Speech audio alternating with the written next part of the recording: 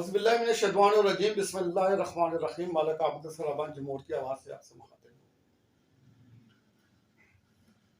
सामने इकराम। पाकिस्तान एक ऐसा मुल्क है जहाँ आदमी सोच भी नहीं सकता कि रोज़ाना कोई ना कोई अजूबा जो है इस मुल्क पे नामजद हो जाता है।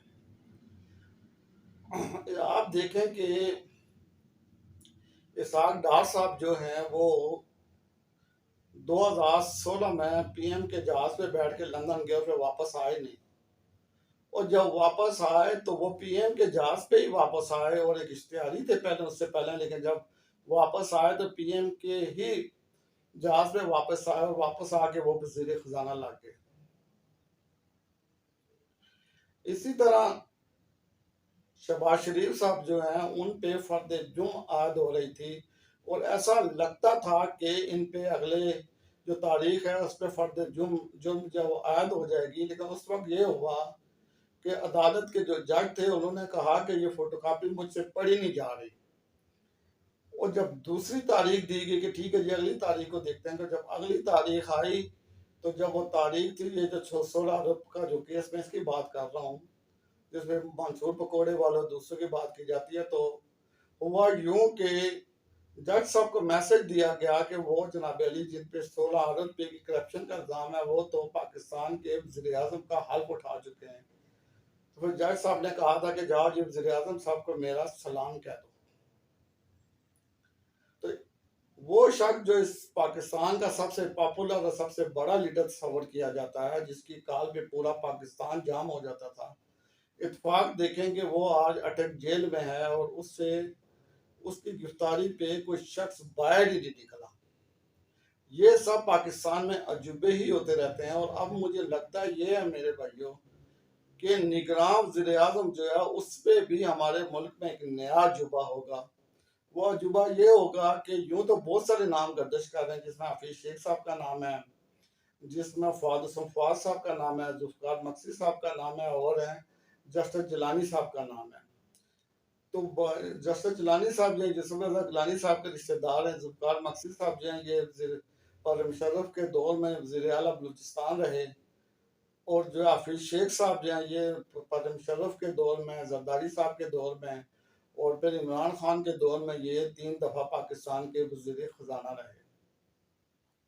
और इनकी हिस्ट्री भी ये है कि ये IMF के चहेते हैं। और जब पहली बार जो पाकिस्तान में जिन शराइत पे कर्जा जरदारी साहब के दौर में लिया गया था तो उस वक्त भी वज़ीर खजाना हफीज शेख साहब थे, और जब इमरान खान के दौर में शराइत पे जब कर्जा लिया गया तो उस वक्त ही वज़ीर खजाना हफीज शेख साहब थे। लेकिन मैं गुजारिश आपसे ये करना चाह रहा हूँ कि पाकिस्तान का जो निगरान वज़ीर आज़म है, मुझे लगता है यही है कि कल वज़ीर आज़म शहबाज शरीफ साहब जनाब यानी एक नोटिफिकेशन लिख के सदर साहब को भेज देंगे। नसर सदर साहब जो है 12 तारीख से पहले पहले उस असम्बली उस पर साइन कर देंगे। इस तरह ये असम्बली की मुद्दत खत्म हो जाएगी। तो जब तक के निगरान वज़ीर आज़म का इंतखाब नहीं होता तब तक निगरान वज़ीर आज़म के तौर पे जो है शहबाज शरीफ साहब ही निगरान वज़ीर आज़म के फ़राइज़ सर अंजाम देंगे। और लगता मुझे यही है मेरे भाइयों के पाकिस्तान का निगरान वज़ीर आज़म जो है वो मियाँ शहबाज शरीफ साहब ही हैं।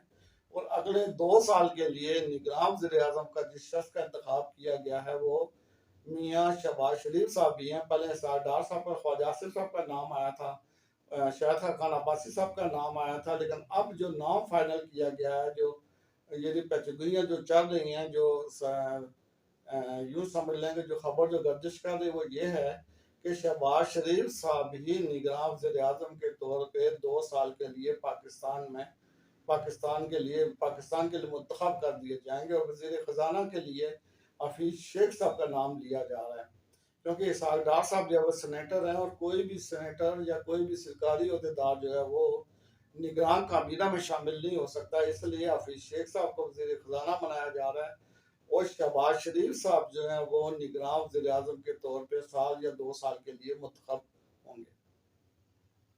दूसरी बात यह है कि अगस्त नवंबर में सदर साहब जो है उनकी मुद्दत पूरी हो रही है, तो सदर साहब अगर उनकी मुद्दत पूरी होगी तो पाकिस्तान का सदर कौन होगा, तो उसका प्रोसीजर ये है या उसका तरीक़ाकार ये है कि सदर जो है वो असम्बली मुंतखब करती है और अगर असम्बली ही नहीं होगी तो फिर सदर किसको मंतखब किया जाएगा। इसलिए जब तक के इलेक्शन नहीं हो जाते, जब तक असम्बली की बुनियाद नहीं रखी जाती, जब तक असम्बली जो है उसके इजलास नहीं बुलाया जा रहा, तब तक सदर पाकिस्तान जो है अलवी साहब ही रहेंगे।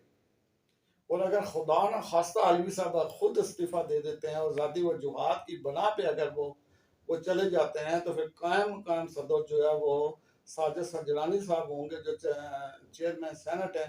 और अगर सादिक संजरानी साहब भी अगर अब मतलूब ना हो या उनको किसी वजह से वो दौरे पे हों या वो ये होता ना कबूल करें, तो फिर कायम जो स्पीकर साहब होते हैं वो कायम कायम सदर का हल्फ लेते हैं।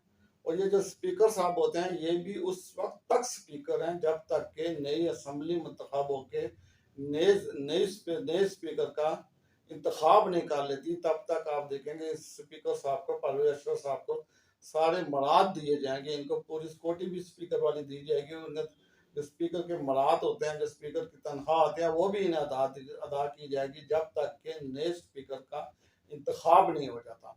तो इस तरह मेरे भाइयों मुझे लगता है यही है कि सदर के लिए सदर अलवी साहब भी सदर पाकिस्तान रहेंगे और निगरान वज़ीर आज़म जो है वो शहबाज शरीफ साहब भी रहेंगे। और ये 2 से 3 दिन में ये बात खुल के सामने आ जाएगी। अब ये तो मेरा अल्लाह ही जानता है कि आगे पाकिस्तान में क्या होने वाला है। आपको पता है कि रोज एक ना अजूबा तो हो ही जाता है, लेकिन ये अजूबा भी ऐन मुमकिन है कि शहबाज शरीफ साहब जो है वो निकले वज़ीर आज़म पाकिस्तान हो।